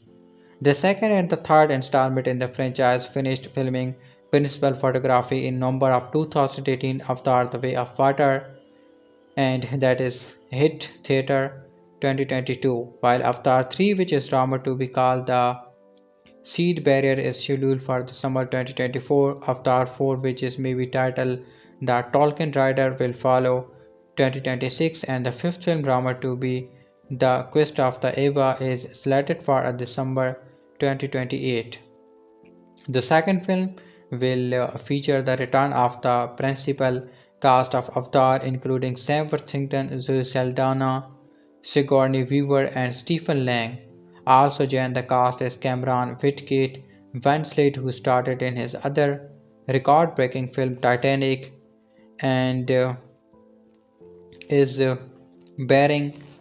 In fact, it might have been the water portion of the sequel that made production take so long by interfering with the mocap technology used to render the world. As Cameron Hood collided, the problem with water is not the underwater part but the interface between the air and the water, which forms as a moving mirror. That moving mirror reflects all the dots and markers. The principal cast reportedly completed production on their parts of Avatar 2 and Avatar 3 in 2018. And what of movies 4 and 5? Don't get excited just yet. The first two sequels will need to make its worth the studio while at the box office first. As Cameron told Vanity Fair, let's face it, if Avatar 2 and 3 don't make enough money, there's not going to be a 4 and 5. They are fully encapsulated stories in and of themselves. It built across the five films to a greater kind of meta narrative. With or without all of the upcoming sequel, James Cameron Avatar was a truly innovative and interesting film, one that plunged audience deep into a new world and heralded a new era of filmmaking. The motion capture technology as well as the use of 3D finality had an impact on the film industry. Although 3D as a gimmick is dying down a bit these days, motion capture as well as new advances in computer graphic and lifelike animation are more integral to filmmakers than ever. It's those technological advancements that will be the lasting legacy of Avatar as well as Cameron's ability to bring action and heart to some of his most elaborate works. Regardless of how the sequels fare, the original ushered us into the new millennium of cinematic experience. So it's exciting to imagine that's what coming next from Cameron and Pandora when the second Avatar movie, The Way of Water, debuted in December 22. Neytiri killed Cortez and she helped Jax just as he is on the brink of dying after he gets knocked out of the pod where he is linked to his Navi body. The military forces go back to Earth and a few trustworthy humans such as Jack and Norm stay on Pandora. A ritual at the Tree of Soul is performed and Jack's mind is transferred permanently to his Navi body. When his twin brother is killed, disabled ex-Marine Jake Sully is recruited to aid a mining expedition on the distant jungle moon of Pandora as only his DNA will bond with the alien hybrid body known as an avatar that allows humans to breathe the toxic air with order to infiltrate the Navi. Jack finds himself falling in love with a native called Neytiri and complication soon ensues. Avatar is unequivocally completed 100% a film that has been percolating in James Cameron ahead of the last 14 years. Since it is not in all probability the film that you had enjoyed when you first heard that the man who directed Aliens and The Terminator was returning to sacrifice with a movie so ambitious that he had to build the technology to make it happen. If you can let go of your version and embrace Camerons, if you are not, in other words, one of those supplantic internet fanboys types who apparently made their minds up about Avatar before seeing it, then Avatar is a hugely rewarding experience, rich, soulful, and exciting in the way that only comes from seeing a master artist at work. Lest addresses the big question first to use the key phrase so often used in connection with the movie: is it a game changer? Yes and no would be the cop out answer, but it's also the truth. Avatar employs technology necessary to render its largely computer generated 3D world that will give directions, including but not limited to Cameron, one heck of the sandbox to play in over the next few years. That's how the game has changed off screen. On it may not be a game changer, but no director to date has built a world of his scale, ambitions, and complexity before and Avatar match as the arrival of Raymond Van Barwent forced Phil the Power Taylor to up his game. Will have rival directors scrambling to keep up with Cameron.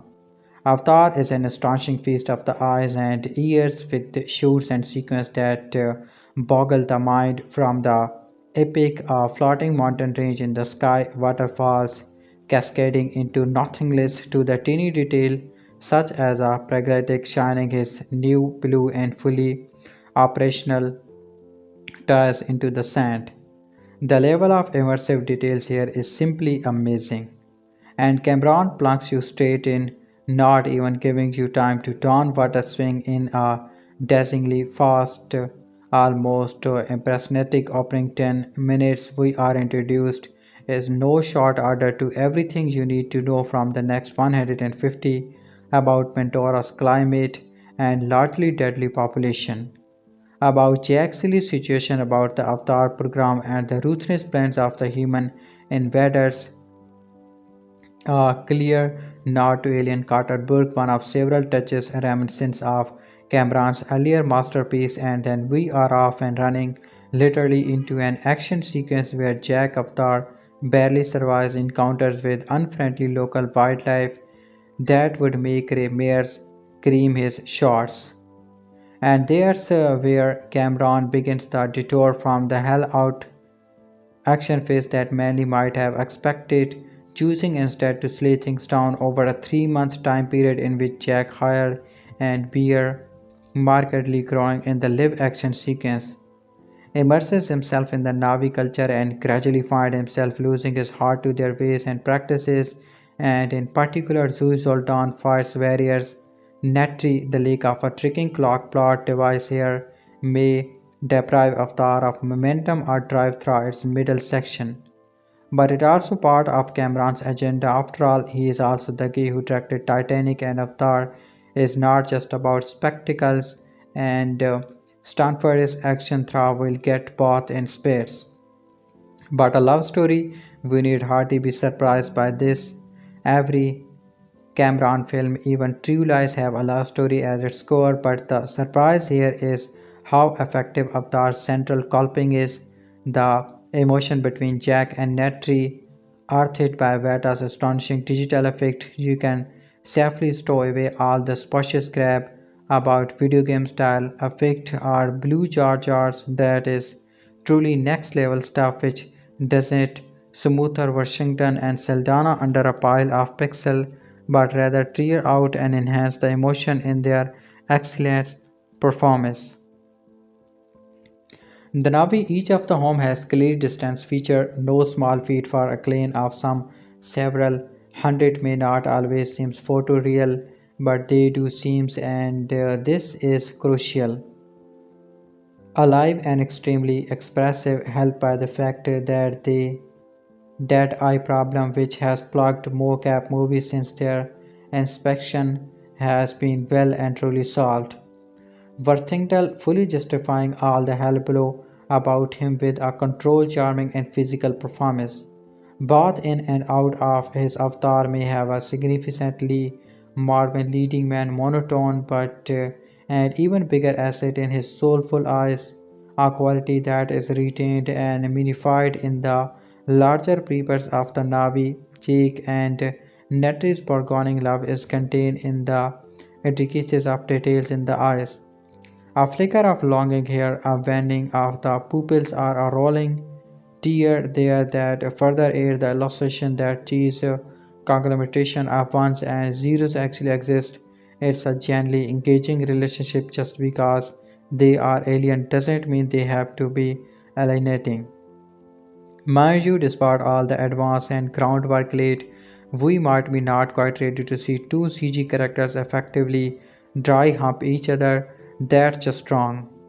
But as much as technology aids and defines Avatar, it's also a love letter to humanity and the glory of Mother Nature. The analogy with the Vietnam and Iraq wars is obvious, but Cameron is siding with the insurgents. Hardly an all American move, but then again, this Canadian is also asking fairly complex questions about what it means to be human. What does it feel to betray our race? Sully is asked, and one pet, but better than Cameron pet, has been made. The humans here, Sully and an assortment of good scientists led by Sigourney Weaver's Dr. Grace Augustine aside are the monsters Avicacious, rapacious planet killers. There's never any doubt that Cameron considers the Navi to be more human, fairer of spirit and emotion, more connected to the world around them. At times, and this is perhaps Avatar's biggest flaw, even beyond that bloody awful Leona twist songs which match the end credit, this manifests itself as a new age zippy language and image that suggests that Cameron's is one spark mean away from dropping out man and going all swampy on our ashes. In truth, the big idea here that Pandora is a giant mass of connected energy and emotional sandpasses is not really all that far away from Lucas the Force and works just fine in the context of a sci-fi fantasy, which Avatar undoubtedly is. But there's a fair amount of unintentional laughter to be had from watching hundreds of Navi saving like extras from the Sion race scene in the Matrix Reloaded, surrounding something called the Tree of Souls and banging on about becoming one with Mother Eva. If there's one element of Avatar that the made their mind up baggage will use to mercilessly beat the film with, even more so than the somewhat prosaic flaws. Is it this? But it's hard to imagine even the most jaded and cynical having any issue with the last 40 minutes, in which Cameron uncork the action and show all the young pretenders the base and the emerges and the Von Terriers how it's done.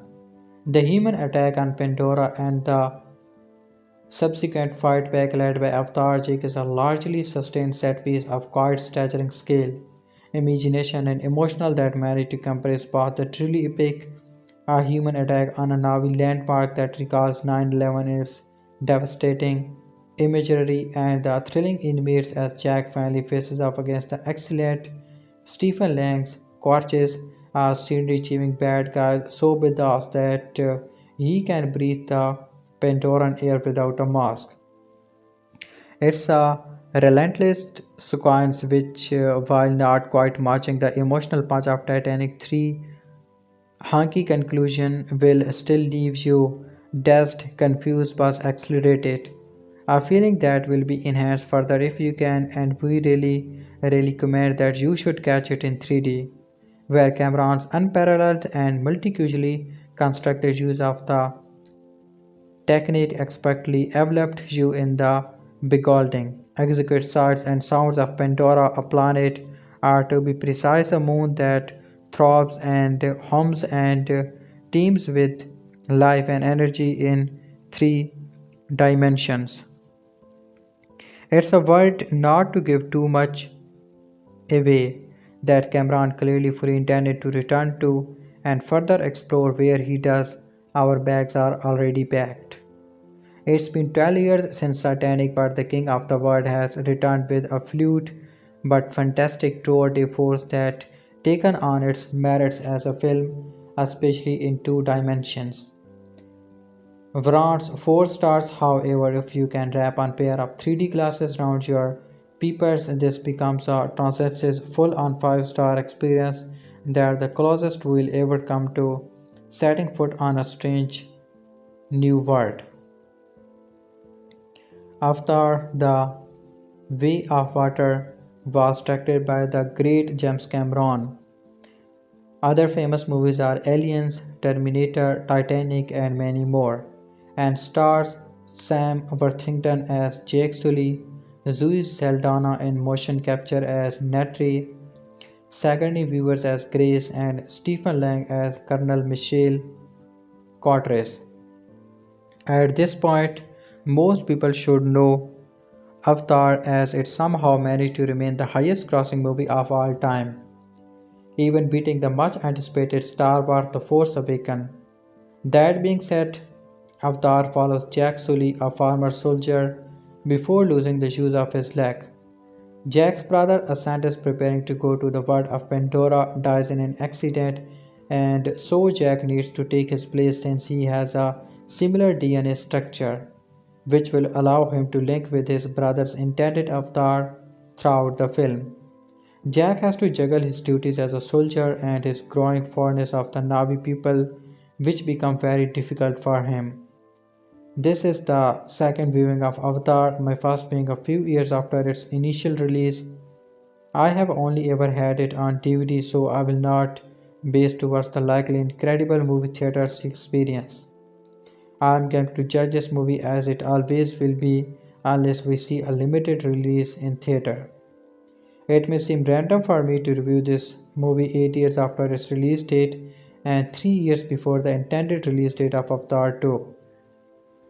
The truth is, I recently visited Animal Kingdom in Disney World, which just opened an additional called Pandora World of Avatar, the portion of the park so simply incredible. Everything was gorgeous and perfect, and the two rides were mind blowing. Of course, this made me want to run home and watch the movie again to see it.